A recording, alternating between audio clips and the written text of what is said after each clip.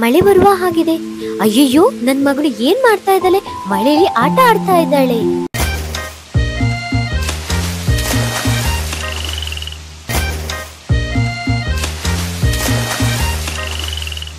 ಅಯ್ಯೋ, ನನ್ನ ಮಗಳಿಗೆ ಶೀತ, ಕೆಮ್ಮು, ಜ್ವರ ಬಂದ್ರೆ ನನ್ನ ಮಗಳ ಪರಿಸ್ಥಿತಿ ಏನಾಗ್ಬೋದು?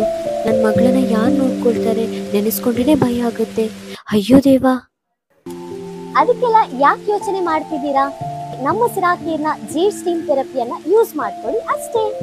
ಮಳೆಗಾಲದಲ್ಲಿ ಇನ್ಫೆಕ್ಷನ್ಗಳು ಜಾಸ್ತಿಯಾಗಿ ಹರಡುತ್ತದೆ.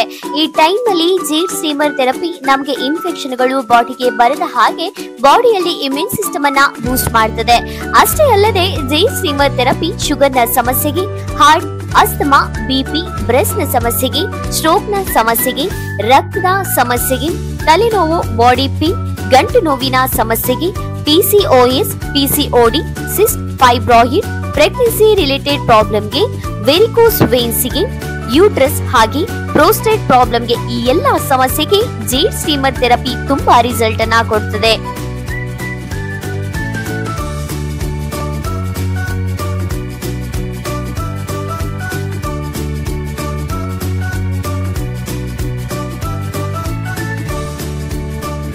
So many problems, one solution.